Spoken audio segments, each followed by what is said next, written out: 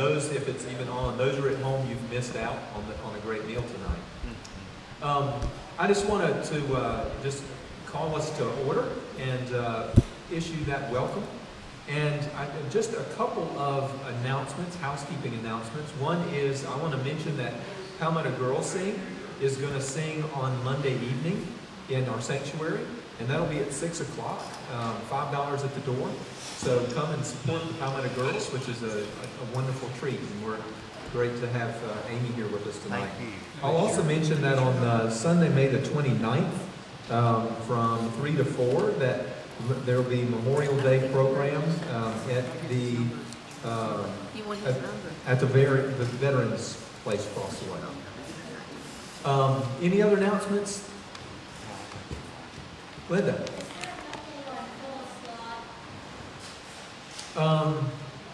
Well, you know, she was waiting for surgery on Monday and wasn't able to have that because, you know, she had COVID. And now she is trying to find something that she likes to eat. And I think like a lemonade, frozen lemonade is one of her favorite things right now. So she's working on that. Josh was up here a minute ago, just for a minute, and I don't know if he's still here or not, but yeah, at least.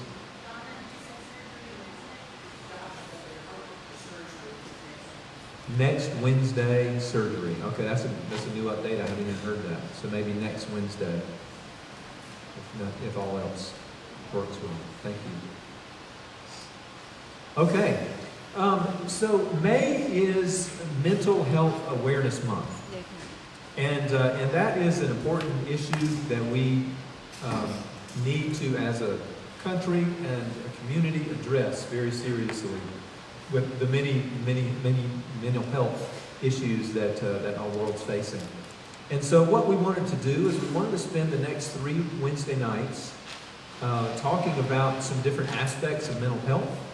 And so in talking with our speaker tonight, who we're real excited about, he had some thoughts about trauma, and what trauma and post-traumatic stress can do to someone mentally, and how can someone help someone who has gone through a trauma, because we don't want to fall into the trap of just, you know, giving somebody food whenever they really need something deeper, something more substantial. And so we asked Anthony Price to come tonight, who is the director of Pathway House, and is doing a phenomenal job for the Pathway House over there. And so we're very thankful for him coming to do that. Before I invite him to come, I will mention that then next Sunday we have Dory Burgess, who is with the Alzheimer's Association, I guess, in South Carolina. What's that? I don't know what I say. They know what I mean. Next Wednesday, we'll have Dory Burgess will be coming and talking to us about mental health in terms of dementia and Alzheimer's. And so if we can really spread the word to continue to get more and more people here to come and listen. And then that third Wednesday, we're asking, and we're actually kind of twisting wrists. So we have several counselors who were members of our church, and we've asked them to come and provide for us a Q&A session that they could share with us some of the mental health things that they're facing, that they're working with their patients. So basically this would reveal kind of what's going on in our community with mental health. And again, we can ask questions. There's a tremendous amount of wealth if we can get them here. So we're still working on who all we can get. But that'll be another great evening. And that'll be 2 Wednesdays from tonight. You happy? That worked? Okay, good. All right. Well, before our speaker comes up, let me offer us a word of prayer for our meal. Gracious God, we thank you so much for this wonderful meal. We thank you for the gift of being able to sit down with friends and family, and for being able to nourish our spirits as well as our bodies. We pray, Lord, for all of those who have prepared this meal, especially for Phyllis Lott this evening, who is recovering and has some procedures ahead of her. And Lord, we just pray for all of those that are heavy on our hearts this evening.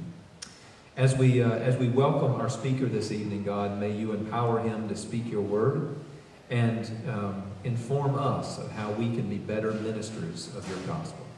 We pray this in Jesus Christ's name. Amen. Amen. So again, Anthony Price is the director of Pathway House, and he has done a phenomenal job of Pathway House. They are building and building over there, providing housing for women and children and families and lots of things. So Anthony, thank you very much for being here. We look forward to having you.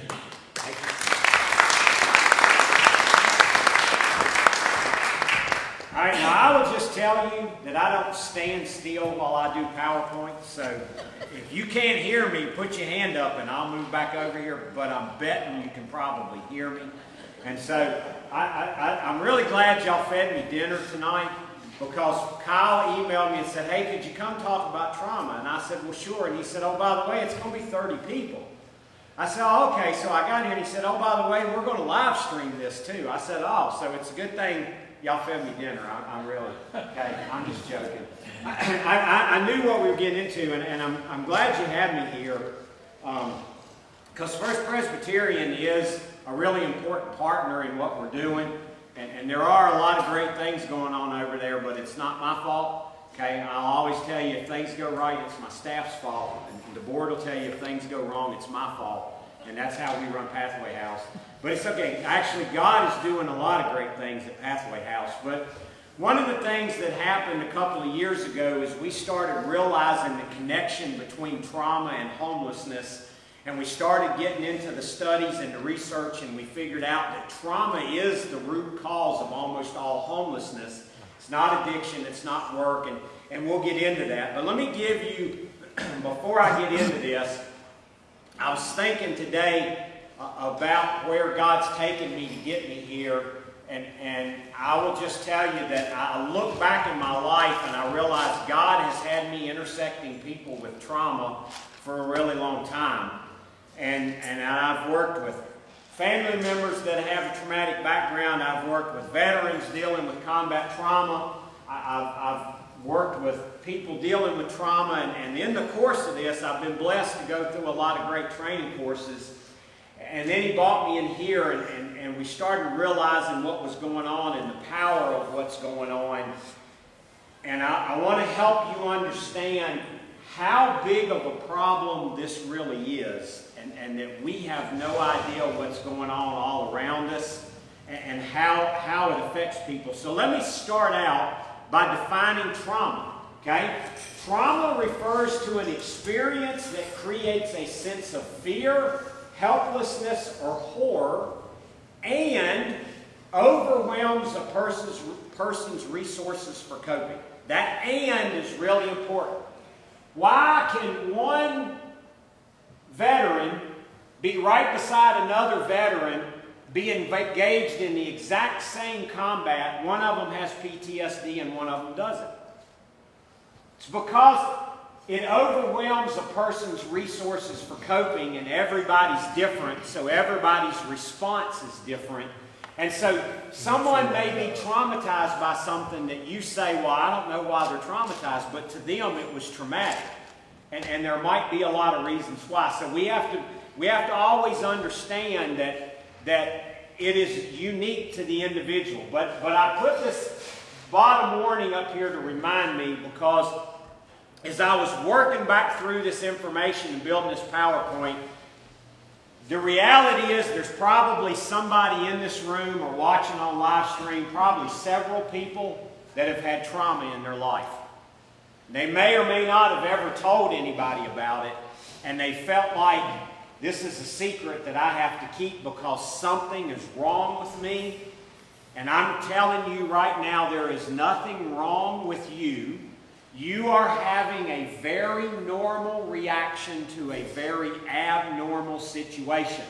God did not create us to go through what we go through on this fallen, corrupted earth. And so when things happen that overwhelm us, this is a normal response. And I'm going to show you that it is a very normal response for a whole lot of people in our community. So if you're here tonight and I say something that triggers a memory or triggers a fear, I apologize, but you are in a safe place. You may feel free to get up and walk out. I will not be the least bit offended if you have to get up, because you need to be safe is the number one thing. Because I know full well this is a lot more prevalent, and there may be people you have no idea this has happened to. But again, you're having a very normal reaction to a very abnormal situation. So let's talk first about types of trauma. You have acute trauma. This is a one-time event. Okay? You may have a fire. You may be the victim of an armed robbery. Something may happen to you, and it's very horrific, and it scares the daylights out of you. It could be a sexual or physical assault, and you have PTSD from this one event. That's called acute trauma. Okay? Then there's chronic trauma, which is multiple events, but they may not necessarily go together. Okay? We've had clients that were emotionally abused as a child, and then as a young adult they were raped, and that's this combination of the two created chronic trauma. You see this a lot.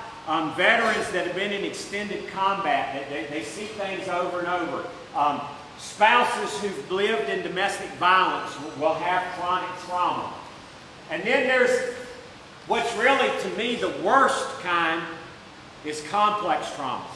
Complex trauma begins in childhood and continues or repeats for months or years at a time. These are children that are abused or live in horrible situations, and this goes on and on and on. This is the overwhelming majority of our clients have grown up living with things that no one should ever have to live with. And the problem is acute trauma and chronic trauma, when it happens to adults, adults have the mental capacity to deal with some of this. As a child, they do not have the capability to rationalize what's going on, and it physically alters their body, and we're going to talk about that in a minute. And then we also have secondary trauma, and I see this a lot in spouses of veterans. The behavior of a traumatized person starts to traumatize other people. So what happens is you have family members who start demonstrating the same trauma symptoms as the survivor of trauma. And you can't figure out, well, why does his wife act like that? Well, because his trauma has rubbed off on her and the kids. They have no trauma history, but they now have trauma symptoms. It's secondary trauma. It's very real. I've seen it go on and on. So that's an overview of trauma. And I want to kind of give you an idea. This next slide is going to be a little hard to think about, but I want to just show you what's setting in the average church in America. 1 in 3 women have experienced domestic violence in the United States. 1 in 3. 1 in 4 women were sexually abused before the age of 18. The average age it started was 6 years old. 1 in 5 men were sexually abused before age 18. The age that started was 10 years old. Okay? That is one of the darkest secrets in America, is that 1 in 5 men were sexually abused, because no one wants to talk about it. Okay? 1 in 5 adult women have experienced sexual assault or rape, and 1 in 8 adolescent girls have experienced sexual assault or rape.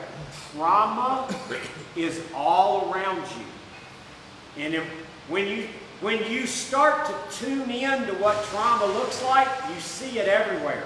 I coach youth baseball. I know the kids, I can tell by their body language who's struggling with abuse from their parents by the way they act when their parents show up at the ball field.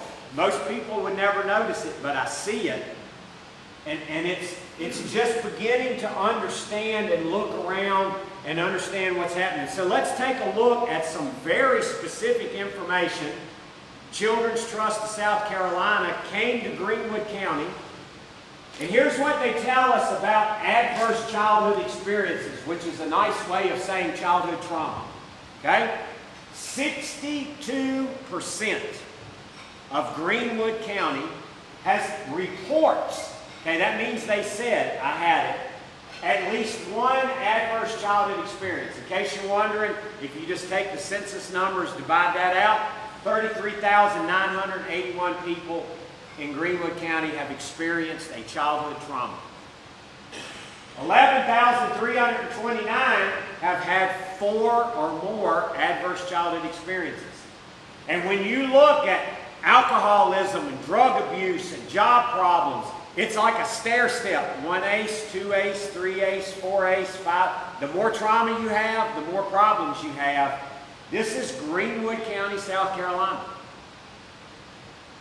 What they're reporting, 31% report emotional abuse, 17% report domestic violence, 15% report physical abuse, and 13% report sexual abuse.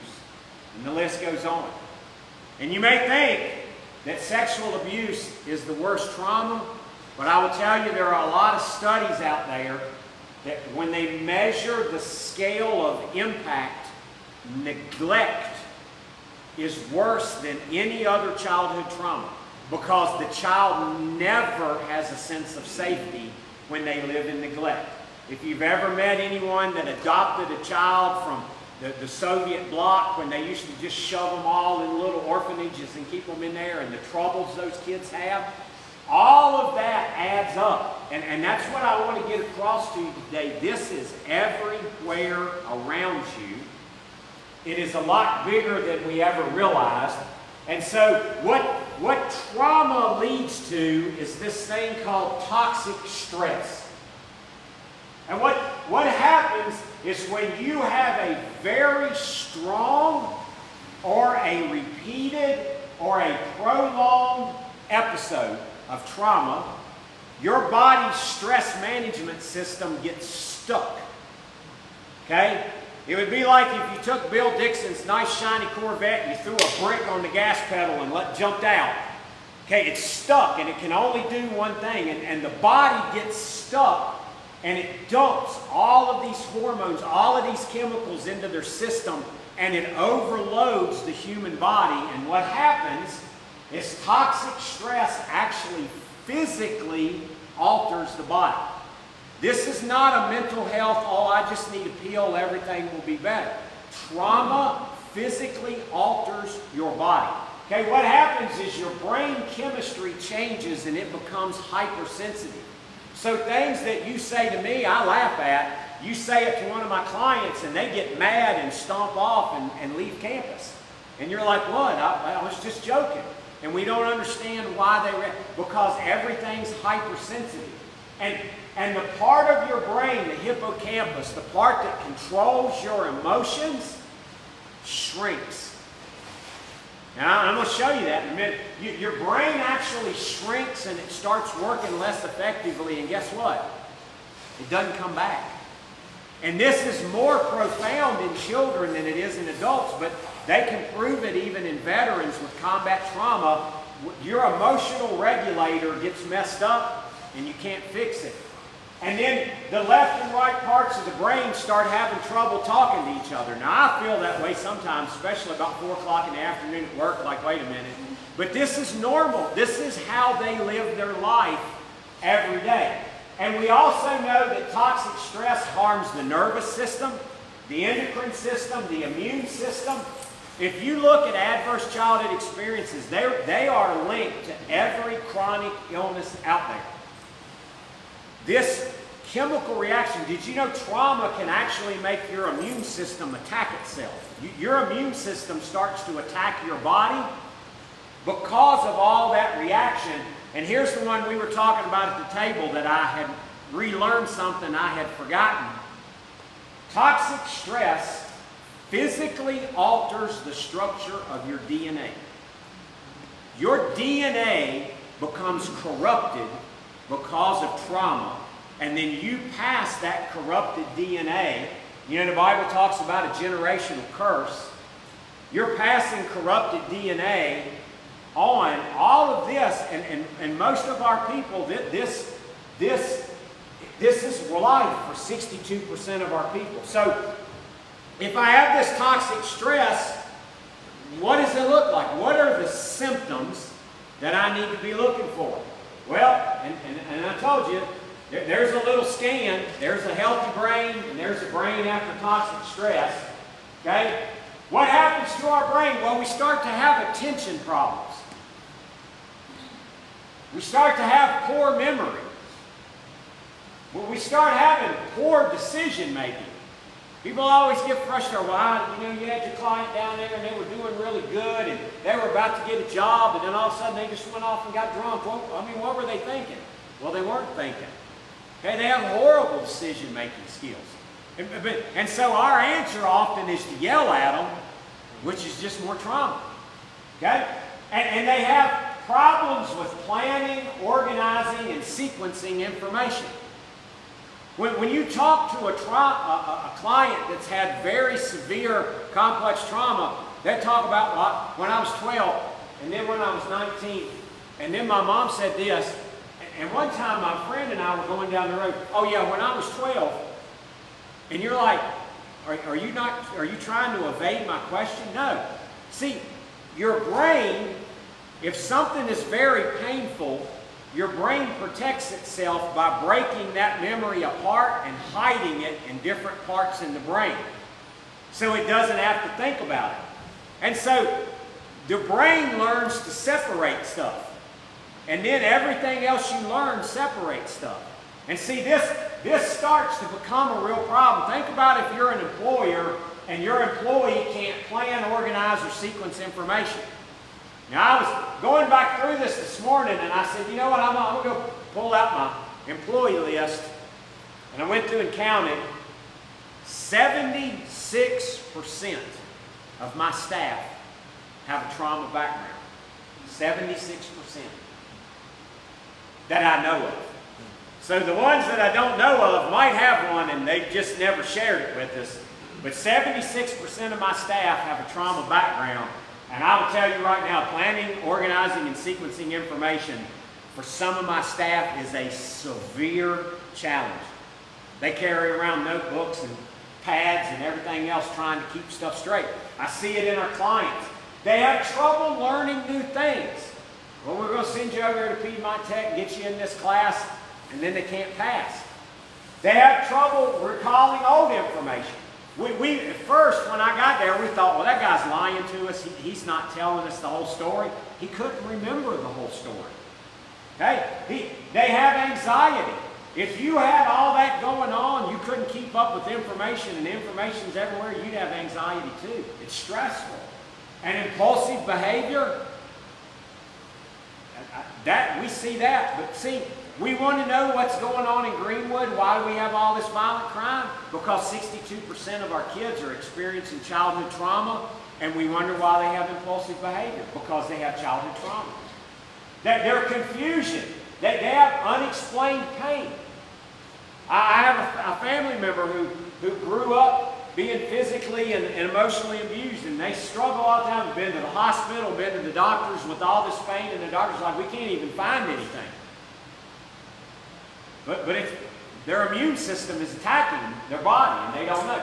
And they have problems being self-starting. If I had $1 for every time I heard when I got here, why don't those bums just get a job? I wouldn't need to fundraise at Pathway House. Well, they don't get a job because they got all this going on, and when they get a job, they can't keep a job. Now, the good news is there's ways to overcome this once you understand what you're dealing. But see, when we just give them, well, let me give you some money.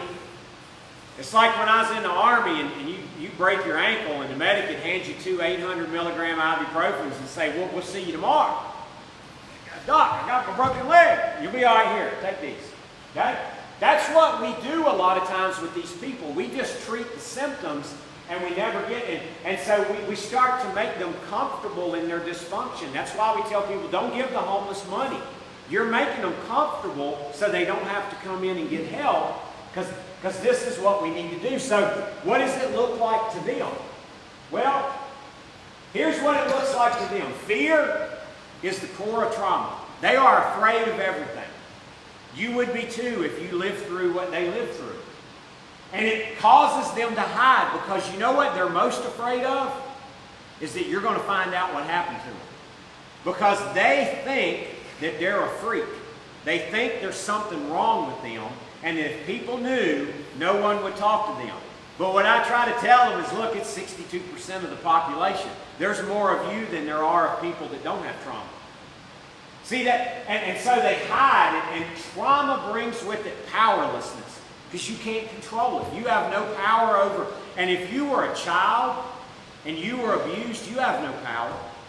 You have no power whatsoever. And so you think you have no power. So they carry all of this trauma into their relationships, their work, their thinking, their choices. They see everything through a distorted lens. And yes, they see God through a distorted lens. There's a quote that says that these people can't even tolerate the idea of hope. And it's true.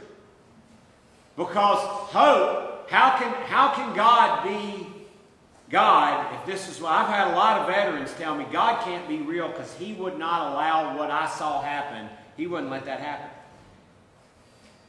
We have clients that we say, can we pray with you? And they go like this.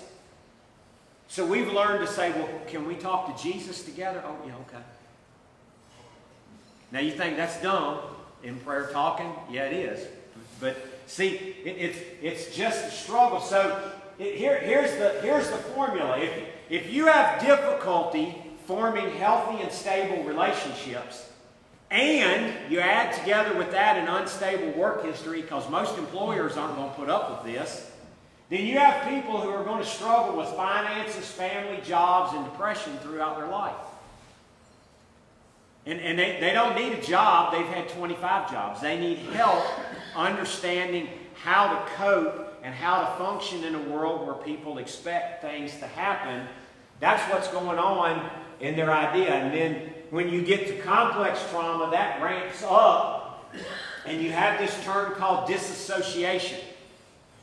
So if I'm a little kid and I'm being horribly abused, I separate myself from that kid being abused, because I can't live down here. And you'll hear victims of child sexual abuse say, well, I learned to hate that little girl. And so they become two people. And remember there used to be a lot of talk about split personalities? Disassociation. They have to separate themselves. I've had clients that walked around campus talking to themselves. I don't know if y'all watched Moon Knight on Disney where the guy's going through all it, but that's very real. It's not a joke. And there's a lot of people, you say, oh, that guy's crazy. He's hearing voices in his head. No, he's talking to himself. But it's not him talking to him. It's the guy who wasn't traumatized talking to the kid who was traumatized.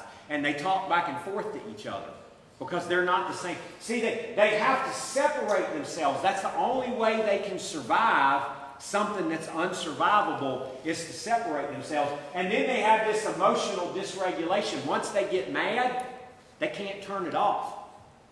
And they know they can't turn it off, so they try so hard to not get mad, because they know once I get mad, I'm like the Hulk, and I'm just going to go tear stuff up. I got one of them. I got two on my staff right now. We're constantly working with them, trying to keep them from getting mad, because they have emotional dysregulation, and it causes so much anxiety and frustration, because they want nothing more than to not get mad, but something makes them mad. And you know why? Because they're working with clients that have the same trauma, and they just feed off each other. And it's really hard. And then you have substance abuse. See, people aren't homeless because of drugs. I've heard that. That's a lie. Only 30% of sheltered homeless have a drug addiction problem with drugs or alcohol. And most of them will tell you, well, yeah, I started after I became homeless. But see, if you have complex trauma, substance abuse is what you do, because it numbs the pain. It's just a maladaptive coping mechanism. I get drunk because when I'm drunk, I don't feel the pain. I get high because when I'm high, I don't feel the pain. What they don't understand is when you come off of it, you feel twice as bad. That's what we have to teach them. But see, these are things that don't cause the trauma. These are a side effect of the trauma. So what we have to do is we have to do what we call trauma-informed care. You have to start looking for trauma. If you're not looking for trauma, you're not going to find it. But once you start looking for it, you're going to find it everywhere. And so what you have to do is you have to focus on what happened to the person, not what is wrong with them. Okay? Well, we can't go in and say, well, you know, this is wrong. You can't keep a job, so you need to buckle down and get a job. Well, no. What's wrong with them, what happened to them is what's making what's wrong with them. You got to look at it differently. You got to look at the root cause, and they have safety. They need physical safety, emotional safety. They need to feel safe. The only way they can ever let this down. And then you have to let them rebuild control. If you're telling them do this and do that, you become just like everybody else in their life. It's only going to work if they do it. And that's what this is about. So, 4 themes in trauma-informed care. Number 1, be aware of these trauma symptoms. And so when somebody's acting out this way and you can't figure out why, it's probably a sign there's trauma. Being aware, okay, I can fire all my staff because they have these symptoms, or I can continue to work with them because now I'm aware that this is the reason they act that way. And safety. There has to be an emphasis on safety. It's the only way they can let their guard down. Their stress management system is in overdrive, hyperdrive, light speed, and you have to let them lower it down over time and then give them a predictable environment. You get up at the same time at Pathway House. You eat breakfast at the same time at Pathway House. You do the same thing all the time, trying to build stability and get in a routine, because most of them don't have a routine. And then we let them identify their strengths, and we let them identify their coping skills. Because what worked for one of my staff doesn't work for my other staff, because their trauma's not the same, their bodies aren't the same. They have to figure out what works for them. And this is Bill's favorite slide. I learned this working in combat trauma. A guy that was in Black Hawk Down, one of the Rangers that was in that battle, is an Army chaplain now and teaches combat trauma. And he said, trauma's like a 3-number lock. You remember those locks we used to put on our luggage before TSA started cutting them all off? And if you don't get all 3 numbers right, you can pull on that lock all day long. It's not coming open. That's trauma. You've got to address physical, mental, and spiritual. The Veterans Administration has an abysmal rate of success with combat trauma. They will do physical and mental. They will not touch spiritual. And they're lucky if they can get up to 25% success rate. Their answer is to keep you so strung out on meds that you just don't know what's going on. But groups like Reboot Recovery that are Christian have an 85% success rate, because the only thing that's going to heal these people is Jesus Christ. There's no doctor in the world that can heal trauma, but the great physician can, and I've watched him do it over and over and over again. That's why Pathway House is successful, because we just learned to get the heck out of the way and let God work. So here's the formula. Okay, and now I'm going to have to give credit. I'm being streamed, so I got to give credit to my great partners at Reboot. This comes straight out of the Reboot Recovery course. Safety plus stability plus support over time equals healing. If you take any of those 4 out, there will be no healing. They have to be safe, they have to be stable, they have to have support, and they have to have time in order to heal. We were bringing people into Pathway for 90 days because we wanted to turn it over and get more people in. And we started calling them our boomerangs. They go out and they come back. They go out and they come back. And we couldn't figure out why. But once we started identifying trauma, we said, okay, that's why now this is how we treat our clients. Now, You good Presbyterians ought to recognize this, okay? This comes out of Covenant College, okay? If y'all haven't read Brian Fickert's book about When Helping Hurts, you need to get it and read it, okay? It's a phenomenal book, okay? And so when our people have a crisis and they're homeless, they come to us. For 72 hours, all we care about is meeting their basic human needs. When Jesus Christ showed up in a field full of hungry people, the first thing he did was he fed them. Then they were ready to hear the gospel. When I used to work on the mission field in the Dominican Republic, you give a kid a half a ham sandwich and a glass of Coke and a cookie. Once his belly was full, he was all ready to hear. But until that time, they can't. So we have to get them safe, calm down, start to get them out of the tree figuratively, let them start to feel safe. First 72 hours, we don't ask much. And then we start for the next 90 days, start trying to just build some basic skills. A lot of our clients talk to you like this. They're so traumatized they won't look you in the eye. Now, how successful on a job interview are you going to be if you won't look the person in the eye? But they can. We have to teach them that. We have to teach them that you have to show up on time. They don't know it. You think, well, sure they do. No, they don't. Okay? So for 90 days, we work on that. And then, that's when, if we can get them that far, that's when God really starts to work. And we let them stay now for a year or a little bit longer. That's a really long time to invest in somebody. Yeah, it is. But that's the only way. If you take time out of that equation, nothing else is going to work. One of the greatest things we've added in that last phase is a trauma healing course. Reboot Recovery started out of Fort Campbell working with veterans, and they quickly moved into first responders, and now they have a course for everybody else. I ran this for my staff, and they're now running it for about 14 people a week on our campus. It's a 12-week faith-based program. The whole focus is safety plus stability plus support over time, multiplied by Jesus Christ, solves most of your problems. Okay? This course is actually designed for a church to run. Most of their training program is how do you set this up in your church and how to do it. We posted on Facebook when we graduated our first course, and I had over 100 people message us and say, hey, how do I get in this course?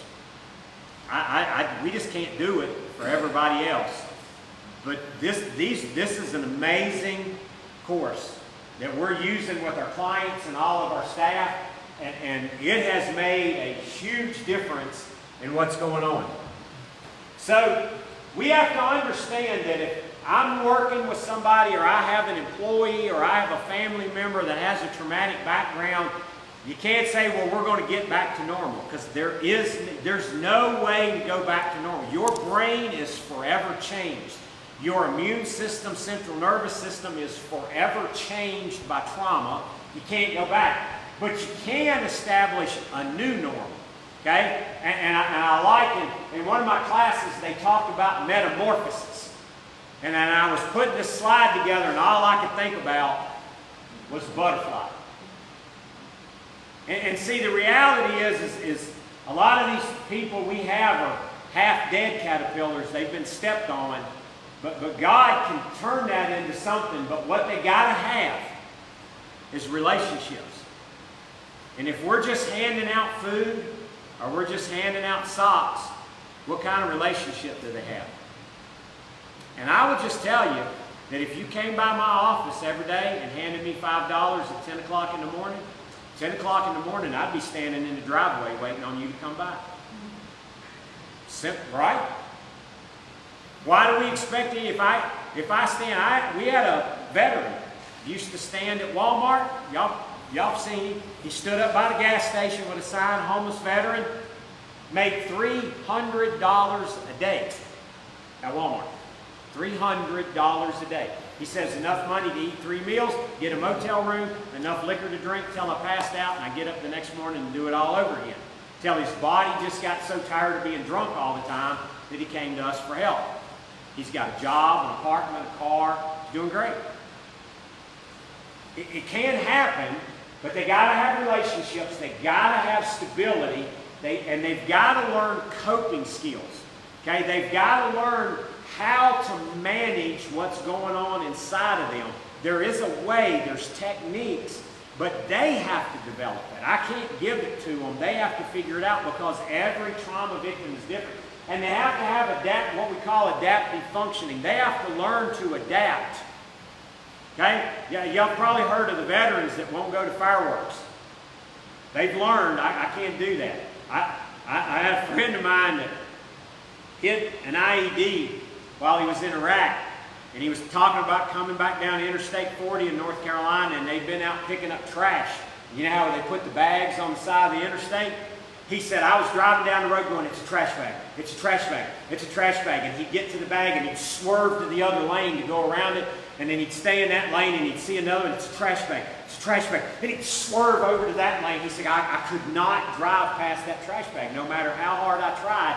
He had to learn to adapt. So he spent the rest of his trip zigzagging back and forth on Interstate 40 to get away from trash bags. Now you think that's stupid, okay? The guy was a Marine Corps first sergeant, fought in Panama, Iraq, and Afghanistan, and Desert Storm. One of the hardest men I've ever known could not pass a trash bag on the interstate. He had to learn how to adapt to what was going on around him. And so I want to give you some things to remember in helping people that have trauma. These actually apply to pretty much everybody, whether they had trauma or not. Number one, speak clearly using a calm, reassuring tone. Y'all ever took first aid class? You don't say, oh, Annie, you're going to die. Annie, everything's going to be okay, right? Even though it's not.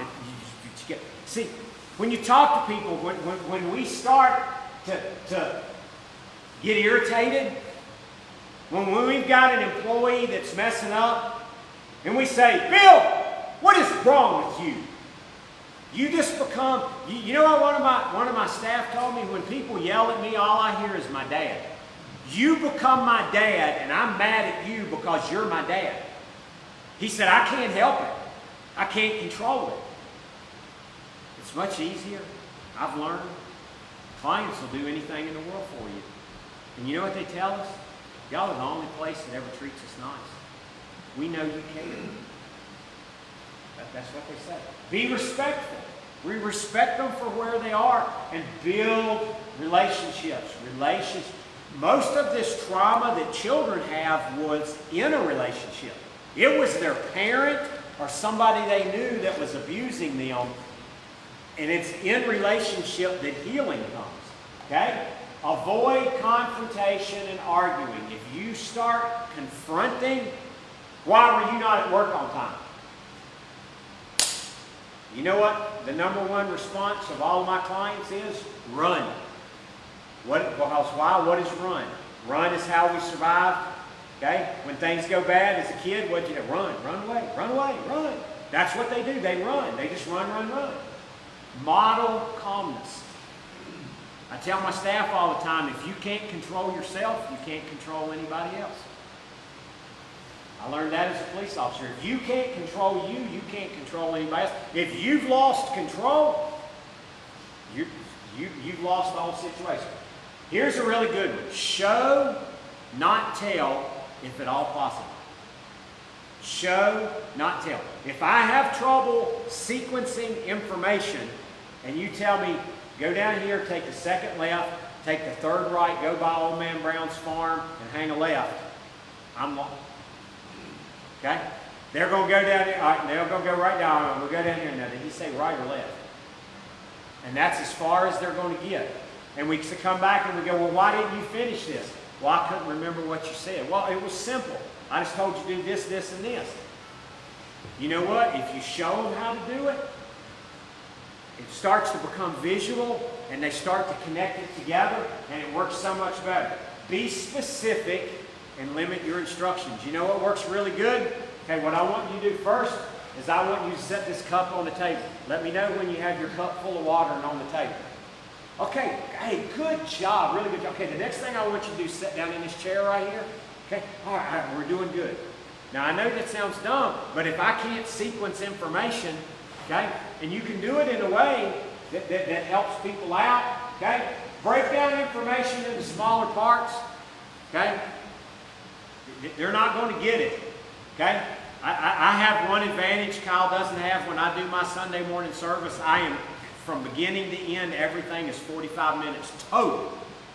I do 15-minute messages because they're not going to listen to anything else after 15 minutes. I was like, wait a minute. That's the same here. Is it? They don't listen after 15 minutes? Well, I go back to that in your pews. Maybe there might be a reason.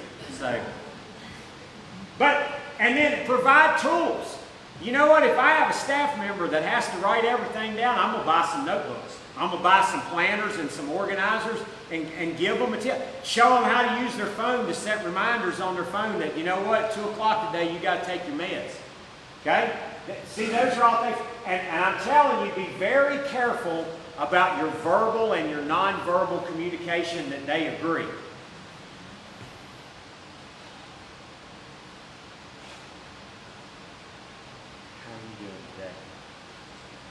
You see what I'm saying? And we do it, we don't realize it. Y'all have all done it. The homeless guy standing at the stoplight, and you're like, if I don't look at him, if I don't look at him, if I don't look at him, I don't have to give him money, right? And I tell them, you know what? Y'all know what it means to be invisible. Y'all know what it means to be an outcast, and they do. But I also don't want you to roll down the window and hand them money either. Okay? You can roll down the window and say, hey, let me tell you about Pathway House, and they're going to tell you, oh, I'm on the waiting list, and that way you know right up front they're telling you a lie because there is no waiting list at Pathway House. Okay? All right. So that kind of covers all of it. I wanted to... I'm still under time, so if you got time, I got time for some questions, I think.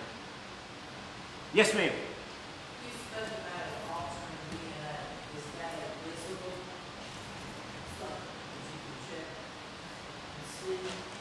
Well, I mean, I don't know how we would check it, but she talked about altering DNA. Is it physical? Now, on the person, it's not going to be. Obviously, your DNA is your DNA and you're already made. But see, it starts to affect. So if my mental capacity and my central nervous system is altered, then odds are I'm going to pass that down to my descendants to where they already have all. You see what I'm saying? So you're not going to necessarily see a physical difference because trauma affects your brain and central nervous system more than it affects. So that's why you see children that are a lot more hypersensitive because mom may have been traumatized and that DNA has been passed down.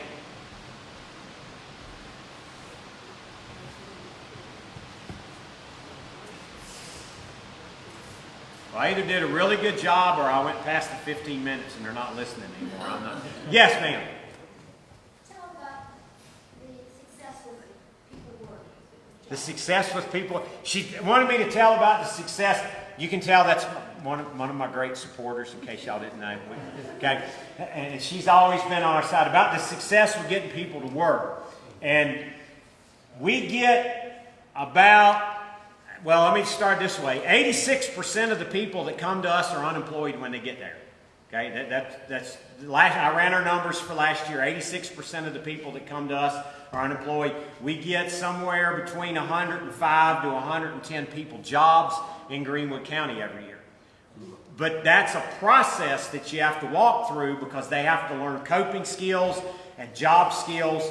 And so that's a function of what we do on campus.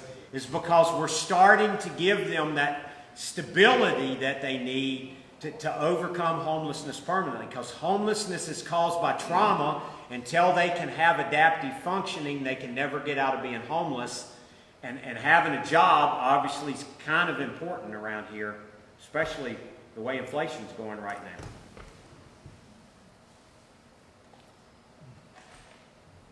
Yes, sir. How many of your members did you stay in the program to help work in the program? It's kind of like resident. Right. You got me one I don't know off the top of my head, but I will tell you probably 30% of my staff came to us as clients in the beginning. We actually, my board doesn't even know this yet, we've actually just upgraded our work skills programs. We have 5 different work skills programs now on campus, and we just renewed our partnership with Piedmont Technical College. Once they get out of our work skills program, we get them in the Ready to Work program over at Piedmont Tech, where they get forklift certified and OSHA certified and Lean Six Sigma, and then Eaton and Fuji and everybody else gobbles them up at $18, $19 an hour, and that's a real path. But that takes a year. That's why we went to a year. But I can tell you how many went through, but I don't know. I couldn't give you a percentage just off the top of my head. See, now you'll make me go learn that, because that's the first time somebody's asked me that question. So.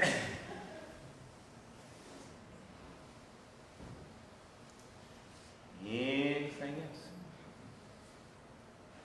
And I will be, go ahead. Tell them about your hub that you're doing. What does it do?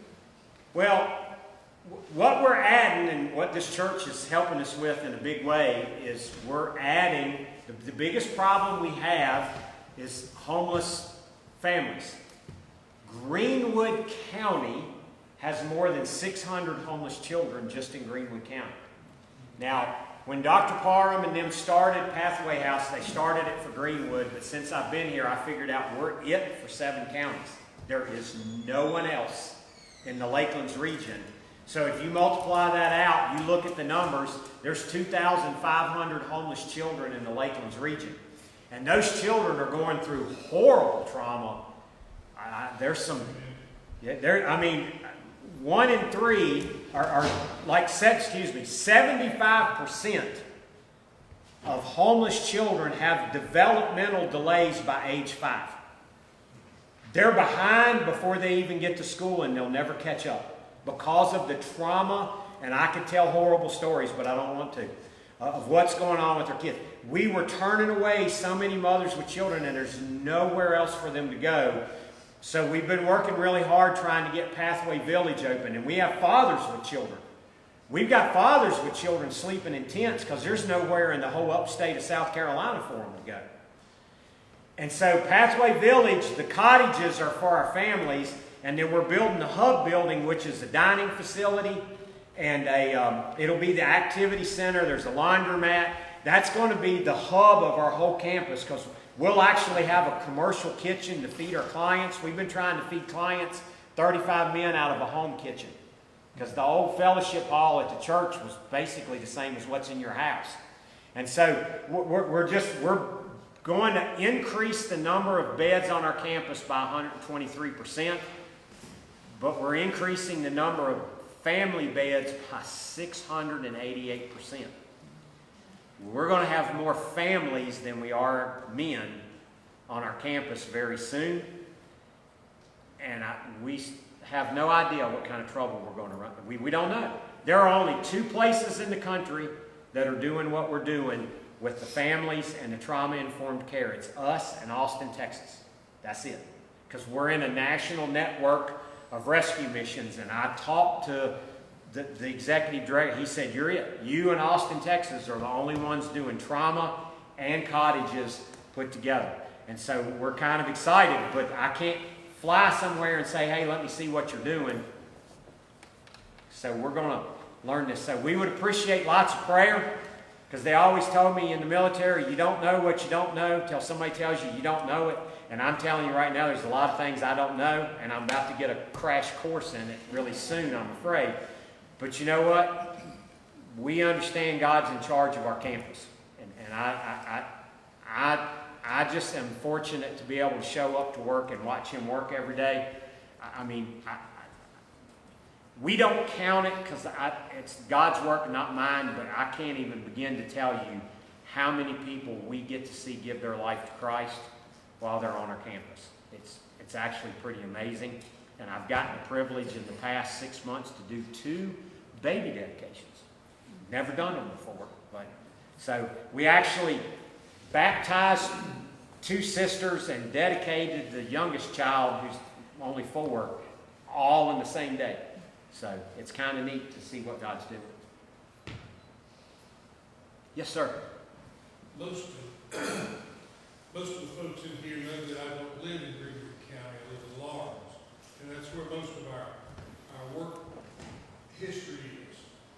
I belong to a group there in Lawrence that has a meeting place at First Baptist Church.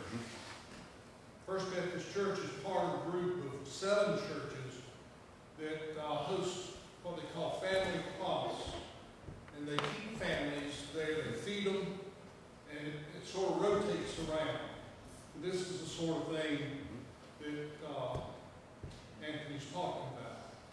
But there is a lot of this going on. It's not just well established as a halfway house is. But they take families with husbands and wives, fathers and mothers and children in to eat every meal, and they put them up at night. Then they put them up in a room like Alexander Hall have mattresses back here in this room where they spread them out. Let them sleep the night. So there is a lot of touch by God in this area. He speaks to the rest of South Carolina, but I know your heart is in the right place, just like we are in Africa. I will just, so you know, Lawrence has a higher rate of homelessness than Greenwood does. Their numbers are worse than ours per capita. And because if it wasn't for what they're doing and that part of the people in Lawrence can go to Miracle Hill, we would probably be more overrun than we already are, because we're only getting this side of Lawrence. But yeah, it's a desperate need. And see, what I tell people all the time, if you've got 600 homeless children that are being traumatized, they're not going to be 600 good employees when they get older. They're not. And we wonder why we have a work shortage. Well, if 62% of our population is being traumatized, that's 62% of our workers that have issues. If we don't understand trauma, we just fire them. And then we just add to their trauma. You see what I'm saying? And so this is something that even in the workforce, people got to start to understand that, you know what, the reason that guy's not acting might be because he physically can't act like you want. And sometimes, you know, we all have a lot to learn.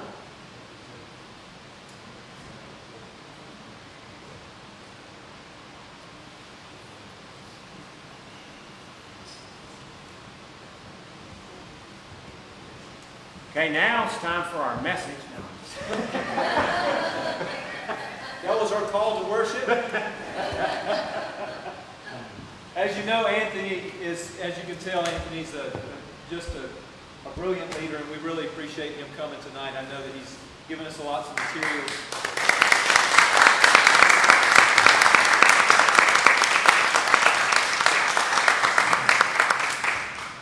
I know that we're streaming because my wife is watching, but is it being recorded too? Is that, or no? It's on Facebook. Okay, so it'll be on Facebook.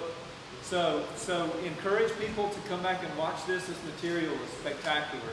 And so we really appreciate your help. Thank you very much, Anthony. Very good. Bless you all. Let's close in a word of prayer. Heavenly Father, we thank you for the great word that we've heard and the people whose hearts are so big to be able to care for and love all of those who have gone through trauma and help them walk through that difficult life.